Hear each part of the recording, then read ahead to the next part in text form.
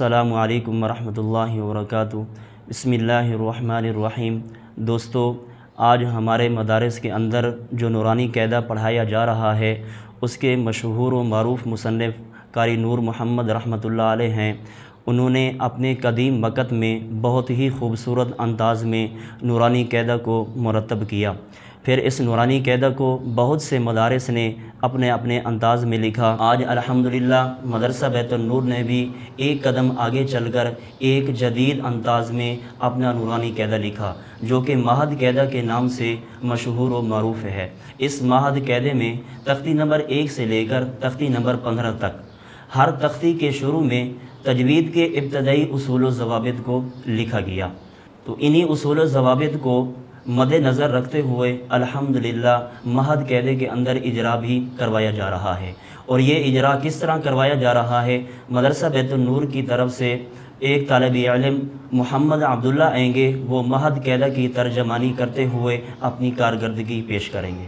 اعوذ باللہ من الشیطان الرجیم، بسم اللہ الرحمن الرحیم۔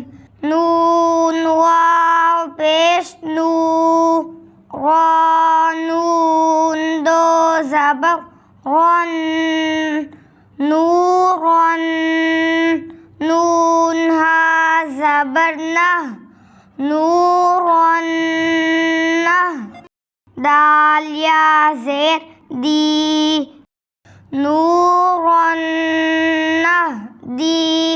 کلمے کا آخری حرف یا مدہ ہو تو وقف میں کوئی تبدیلی نہیں آئے گی۔ وقفاً نورن نہدی۔ اجرا، نون واو پیش یہ جوڑ ہے، نو یہ رواں ہے، واو ساکن حرف ہے۔ ساکن حرف ایک مرتبہ اپنے سے پہلے والے متحرک حرف سے مل کر پڑھا جاتا ہے۔ نون کے اوپر پڑی حرکت ہے۔ زبر زیر پیش کو پڑی حرکات کہتے ہیں۔ پڑی حرکت کو پڑھتے وقت 3 باتوں کا خیال رکھنا چاہیے۔ نمبر 1، کھینچ کر نہیں پڑھنا۔ نمبر 2، جھٹکے سے نہیں پڑھنا۔ نمبر 3، مجہول نہیں پڑھنا۔ نون ادا ہوتا ہے زبان کی نوک اوپر کے مسہونوں سے لگے۔ واو ساکن حرف ہے۔ واو ساکن سے پہلے پیش ہو تو واو مدہ ہوگی۔ واو مدہ کو ایک الف کے برابر کھینچ کر پڑھتے ہیں۔ واو ادا ہوتا ہے دونوں ہونٹ گول کرنے سے۔ را نون دو زبر یہ جوڑ ہے، رن یہ رواں ہے۔ را کے اوپر 2 زبر والی تنوین ہے۔ 2 زبر 2 زیر 2 پیش کو تنوین کہتے ہیں۔ 2 زبر والی تنوین کے ساتھ لکھا ہوا الف اور یا جوڑ اور رواں دونوں میں نہیں پڑھا جاتا۔ نون تنوین کے بعد حروف یرملون میں سے نون آ رہا ہے تو یہاں پر ادغام مع الغنہ ہوگا۔ ادغام مع الغنہ کا مطلب ہے ملا کر پڑھنا۔ غنہ کے ساتھ ادغام کا معنی ملانا۔ ادغام کی تعریف ایک حرف کو دوسرے حرف میں اس طرح داخل کرنا کہ دوسرا حرف مشدد بن جائے۔ نون مشدد حرف ہے۔ نون مشدد پر ہمیشہ غنہ ہوگا۔ مشدد حرف کو سختی اور جماؤ کے ساتھ پڑھتے ہیں۔ مشدد حرف 2 مرتبہ پڑھا جاتا ہے۔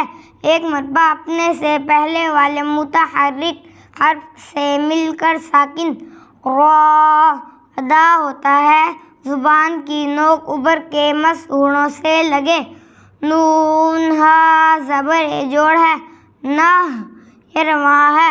نون مشدد حرف ہے۔ مشدد حرف دوسری مرتبہ اپنی حرکت کے مطابق پڑھا جا رہا ہے۔ ہا ساکن حرف ہے۔ ساکن حرف ایک مرتبہ اپنے سے پہلے والے متحرک حرف سے مل کر پڑھا جاتا ہے۔ نون کے اوپر پڑی حرکت ہے۔ زبر زیر پیش کو پڑی حرکات کہتے ہیں۔ پڑی حرکت کو پڑھتے وقت 3 باتوں کا خیال رکھنا چاہیے۔ نمبر 1، کھینچ کر نہیں پڑھنا۔ نمبر 2، جھٹکے سے نہیں پڑھنا۔ نمبر 3، مجہول نہیں پڑھنا۔ نون ادا ہوتا ہے زبان کی نوک اوپر کے مسہوڑوں سے لگے۔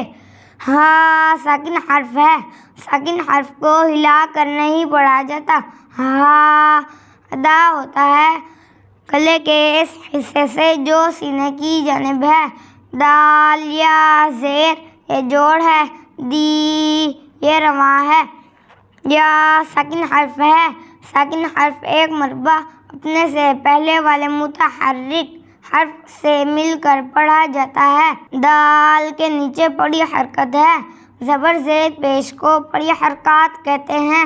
پڑی حرکت کو پڑھتے وقت 3 باتوں کا خیال رکھنا چاہیے۔ نمبر 1 کھینچ کر نہیں پڑھنا۔ نمبر 2 جھٹکے سے نہیں پڑھنا۔ نمبر 3 مجہول نہیں پڑھنا۔ دال ادا ہوتا ہے زبان کی نوک اوپر کے سامنے والے دانتوں کی جڑ سے لگے۔ یا ساکن حرف ہے، یا ساکن سے پہلے زیر ہو تو یا مدہ ہوگی۔ یا مدہ کو ایک الف کے برابر کھینچ کر پڑھتے ہیں۔ یا ادا ہوتا ہے زبان کا درمیانی حصہ اوپر کے تالو سے لگے۔